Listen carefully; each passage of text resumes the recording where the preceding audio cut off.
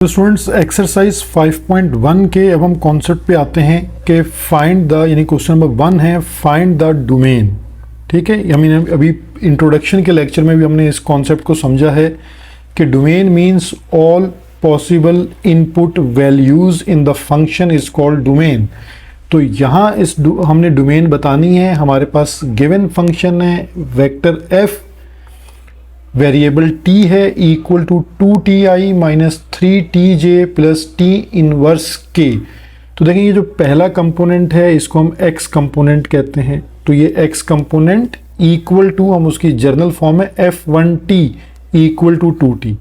फिर ये y component है तो इसको लिखेंगे f2t equal to minus 3t।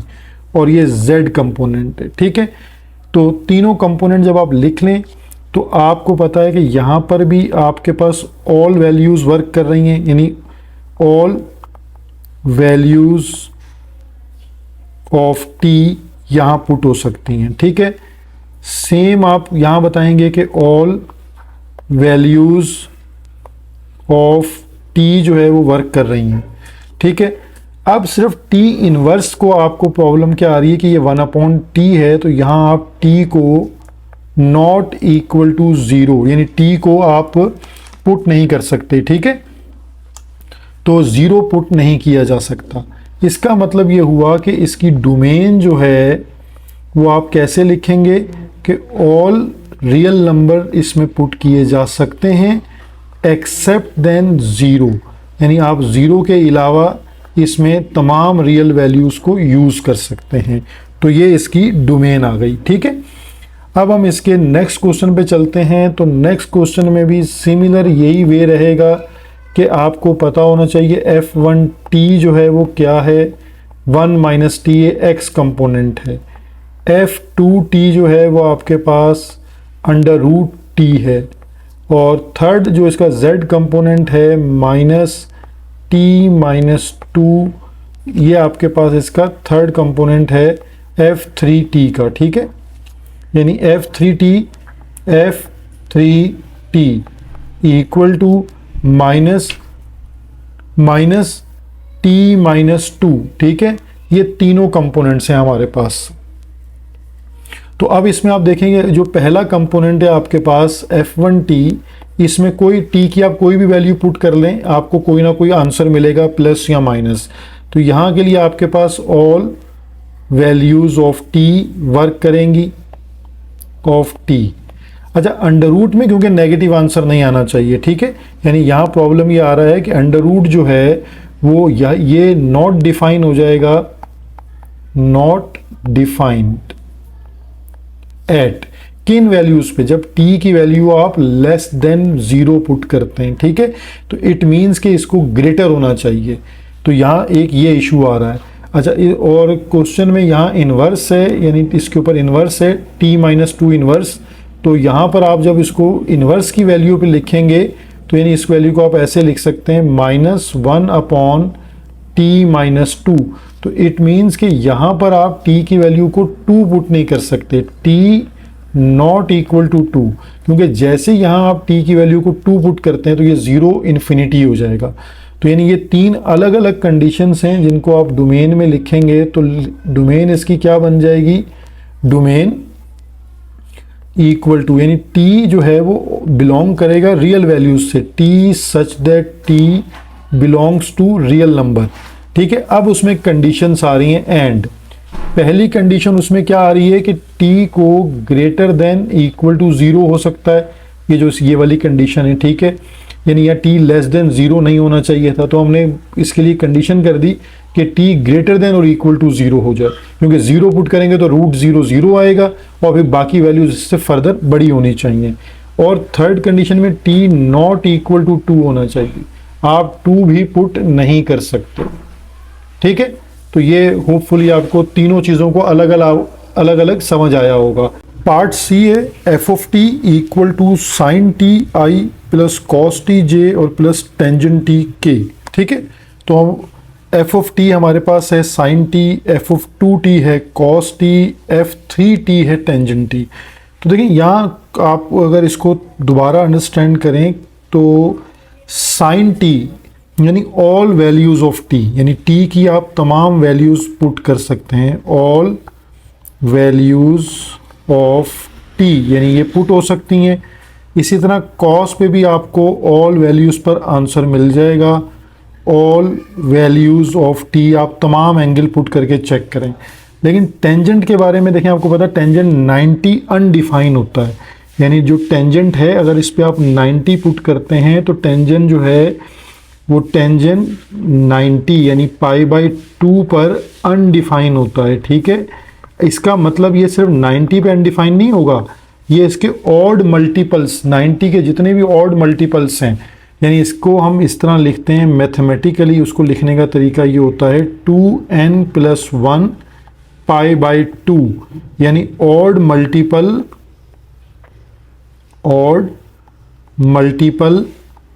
Of π/2, इन तमाम पर ये अनडिफाइन होगा। तो आप इसमें domain all real number use कर सकते हैं, ठीक है, लेकिन इसमें आप ये जो रिस्ट्रिक्शन आ रही है इसको आपको माइनस करना होगा, यानी 2n+1 π/2 ये कंडीशन आपको यहाँ से हटानी, रिमूव करनी होगी कि t की वैल्यू जो है वो इसके इक्वल ना आ रही हो। ठीक है, तो इसका एक तरीका पैटर्न मतलब लिखने का ये है कि t जो है इसको मैं दोबारा, एक तो ये तरीका था, एक दफ़ा और लिख के दिखा देता हूँ कि डोमेन में आपके पास क्या है कि t बिलोंग करता है ऑल रियल नंबर से। ठीक है, यानी ये तो एक कंडीशन है इसकी। अब इसके बाद हमें रिस्ट्रिक्शन क्या चाहिए कि t नॉट बिलोंग टू, यानी वो t के अंदर आपके पास 2n+1 π/2 इस वैल्यू के इक्वल ना हो, वरना टेंजेंट जो है वो अनडिफाइन हो जाएगा। ठीक है, तो आप इसको किसी भी तरह लिख सकते हैं, जैसे मैंने पहले वाला पैटर्न यूज़ किया या दूसरा यूज़ किया है, तो इसको किसी भी तरह लिख लें। अब इसका पार्ट डी है, अगेन आपके पास एक वेक्टर है जिसमें आप f1t और f2t और f3t की वैल्यूज़ को देख रहे हैं। अब आपके पास देखिए कंडीशन क्या है, कॉस है, कॉस पे दोबारा यही प्रॉब्लम आती है कि जी ये तमाम वैल्यूज़ पे वेरीफाई होता है, वैल्यूज़ देता है, कहीं अनडिफाइन नहीं है। तो यहाँ जो t है वो बिलोंग्स करता है ऑल रियल नंबर से। लेकिन जब आप कॉट की बात करते हैं तो कॉट में क्या है, कि कॉट को आप चेंज करेंगे 1/टेंजेंट में, टेंजेंट t। अब टेंजेंट आपको पता है कि फिर प्रॉब्लम करेगा कि ये जहाँ जहाँ टेंजेंट अनडिफाइन होगा वहाँ पर कॉट भी अनडिफाइन हो जाएगा। ठीक है, इसी तरह आपके पास ये जो कोसेक है ये 1/sin t है। अब यहाँ पे देखें जहाँ पर ज़ीरो आएगा, साइन में जब ज़ीरो आएगा तो 1/0 उसको अनडिफाइन कर देगा।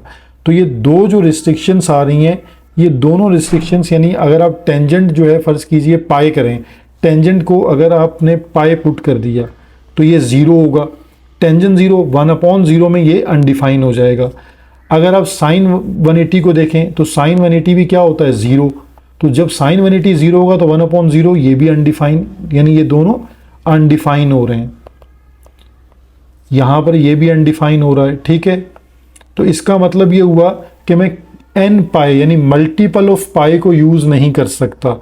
तो यहाँ पर मैं इसकी डोमेन को लिखूँगा कि t belongs to real number, t में रियल नंबर्स पुट हो सकते हैं, लेकिन अब हमारे पास जो रिस्ट्रिक्शन है एंड, ये एंड का सिंबल होता है, और कि t की value not equal to n pi, यानी पाई या पाई का मल्टीपल यूज़ नहीं होना चाहिए। जैसे 180 है, 360 है, ठीक है, फिर उसके बाद 180 ऐड कर लें, तो इस तरह 180 के मल्टीपल्स यूज़ नहीं। क्वेश्चन नंबर 2 है एक्सरसाइज 5.1 का, perform the operations of the following expressions. तो हमारे पास तीन वेक्टर्स गिवन है, F of T, G of T, H of T. ठीक है, और ए पार्ट है, हमें ये जो ऑपरेशन गिवन है हमें इसको सॉल्व करना है। तो हम यहाँ वेक्टर्स की वैल्यूज़ को पुट कर लेते हैं। एफ ऑफ टी की वैल्यू गिवन है 2ti minus 5j plus t²k, ठीक है, -3, और यहाँ अब vector g of T put कर लेते हैं 1 - ti प्लस 1/t k। पहले ब्रैकेट्स को मल्टीप्लाई करेंगे और फिर हम इसमें 2 × 4 t आई, 2 5 10 जे और 2t स्क्वायर के। देन ये हमारे पास हो जाएगा 3 इंटू 1 माइनस टी आई और plus minus minus 3 upon T के। अब आई की वैल्यूज़ को हम एक साथ लिखेंगे, ठीक है। इसको सॉल्व करने का तरीका 4t I minus 3 1 minus T I, ठीक है। जे की हमारे पास ये ए की वैल्यू है 10j और फिर के की वैल्यूज़ हैं 2t स्क्वायर के माइनस 3 अपॉन टी के, ठीक है। अब हमें यहाँ से देखें आई कॉमन लेना है और यहाँ से हमें के कॉमन लेना है, तो ये हमारा ऑपरेशन सिंप्लीफाई हो जाएगा। यानी जब आप इसको कॉमन लेंगे तो 4t माइनस 3 1 माइनस टी, तो ये आई हमने कॉमन ले लिया 10j और यहाँ से हम इसमें 2t square minus 3 upon T और के हमने कॉमन ले लिया, ठीक है। तो ये हमारे पास ब्रैकेट ओपन कर लेते हैं 4t माइनस 3 1 जा 3 माइनस माइनस प्लस 3t आई माइनस 10j और ये आपके पास आ जाएगा 2t square minus 3 upon T के।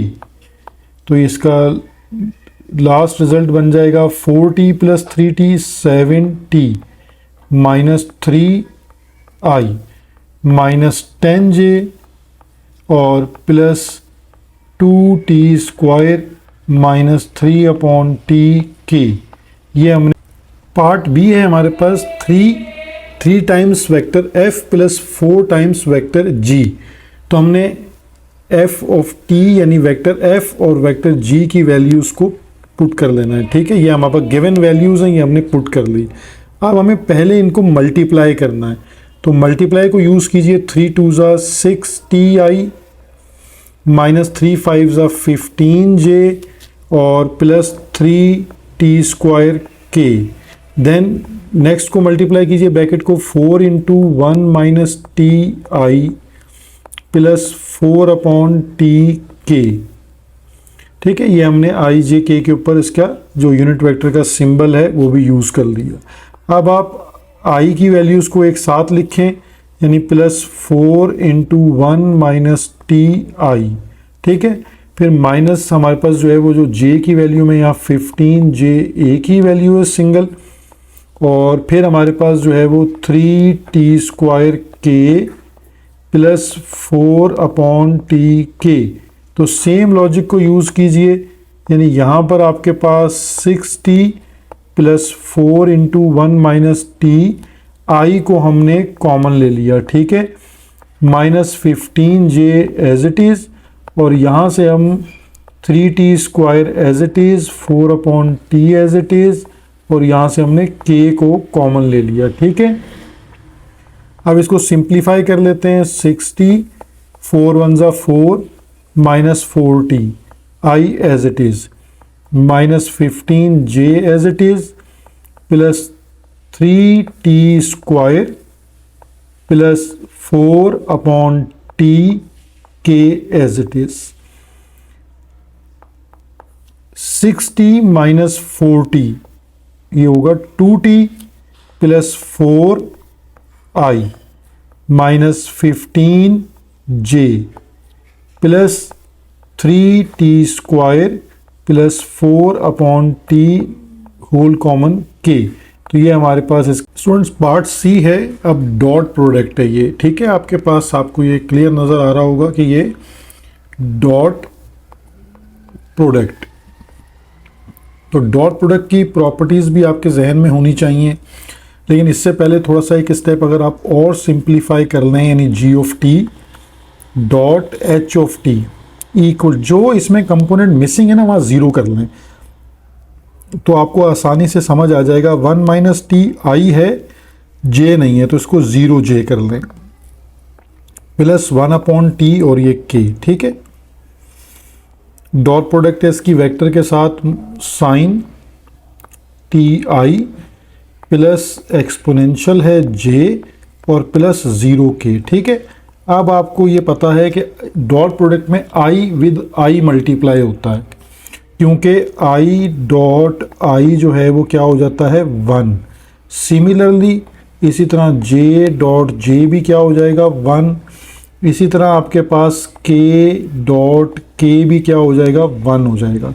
अदर देन जितनी भी मल्टीप्लिकेशन है डॉट प्रोडक्ट में आई डॉट जे या जे डॉट के, वो सब 90 डिग्री होता है। क्योंकि आपको थोड़ा सा कॉन्सेप्ट अगर इसमें ये समझ लें कि डॉट प्रोडक्ट का फार्मूला क्या होता है, A dot B equal to magnitude of A B cos theta. तो यहाँ जब भी आप 90 डिग्री यानी आई और जे पुट करेंगे, आई और जे को मल्टीप्लाई करेंगे तो उनके बीच में एंगल क्या होगा 90, तो कॉस 90 पे क्या होता है 0। इसी तरह जे और के जब मल्टीप्लाई होंगे तो जे और के यानी रेक्टेंगुलर कंपोनेंट्स है ना ये, तो इसमें आई जे के इन सब में आपके पास जो वेक्टर का जो एंगल बनेगा आई जे में भी 90, जे के में भी 90, के आई में भी 90, तो कॉस 90 की वजह से वो प्रोडक्ट आपको 0 मिलेगी।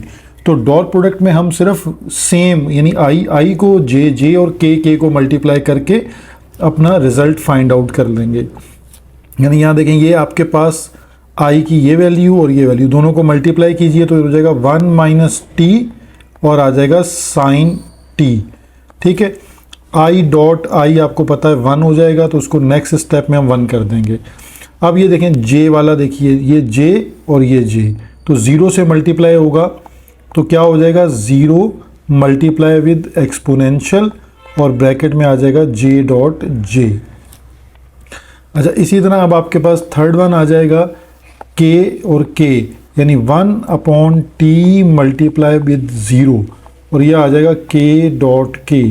तो अकॉर्डिंग टू प्रॉपर्टीज़ जो है मैंने आपको बताया कि ये सब 1 हो जाते हैं, तो आपका आंसर आ जाएगा 1 माइनस टी साइन टी। ठीक है, ये भी देखें रिजल्ट आपके पास 0 है और ये रिजल्ट भी 0 है। तो जस्ट ये आपके पास डॉट प्रोडक्ट थी जिसमें ये प्रॉपर्टी रिवाइज करना मकसद है कि आपको प्रॉपर्टी याद होनी चाहिए। अब आपके पास जो इसका लास्ट पार्ट है, पार्ट डी है। अब यहाँ क्रॉस प्रोडक्ट है, ठीक है, ये चीज़ कहलाती है क्रॉस प्रोडक्ट। तो क्रॉस प्रोडक्ट आपको पता है कि in the form of determinant होती है। तो डिटर्मिनेंट में पहली रो हमेशा आई जे के होती है, फिर आपके पास जो फर्स्ट वेक्टर गिवन हो उसके आपके पास एक्स कंपोनेंट, ये देखें X component, Y component, Z component. इसी तरह जब आप सेकंड वेक्टर है तो उसका एक्स वाई और जेड कंपोनेंट। ठीक है, तो आप जब डिटर्मिनेंट बना लें तो इस डिटर्मिनेंट को आप एक्सपेंड कर दें, एक्सपेंड बाय रो 1 यानी एक्सपेंड बाय रो 1। तो ये आपके पास एक्सपेंशन इसका ये बन जाएगा आई और -5 एक्सपोनेंशियल टी स्क्वायर 0, फिर माइनस, फिर जे से एक्सपेंड हो जाएगा यानी 2t साइन टी और टी स्क्वायर और 0, फिर प्लस के से आ जाएगा आपके पास, ठीक है, 2t साइन टी -5 और एक्सपोनेंशियल। ठीक है, अब इसको सिंप्लीफाई कर लेते हैं तो ये 0 से मल्टीप्लाई बाय 5 तो रिज़ल्ट 0, और जब ये दोनों मल्टीप्लाई होंगे तो साइन भी चेंज होगा, तो माइनस टी स्क्वायर और exponential minus J as it is, then again 0 से मल्टीप्लाई होगी ये टर्म 0 और ये हो जाएगी T square sine T plus के एज इट इज़ यानी 2t और एक्सपोनेंशियल -5 साइन टी। ठीक है, तो ये आपके पास वेक्टर अब रेडी है इसका, यानी जो आपने फाइंड आउट किया F of T cross product with G of T. ठीक है, इक्वल टू यानी ये आपके पास minus T square E of T I. ठीक है, और फिर यहाँ आ जाएगा माइनस माइनस प्लस हो जाएगा, तो टी स्क्वायर साइन टी और यूनिट वेक्टर है J plus 2t exponential -5 sine T और इसका यूनिट वेक्टर है k। तो ये हमने इसकी क्रॉस प्रोडक्ट फाइंड की। मेनली आपको याद ये रखना है कि डॉट प्रोडक्ट का कॉन्सेप्ट क्या है और क्रॉस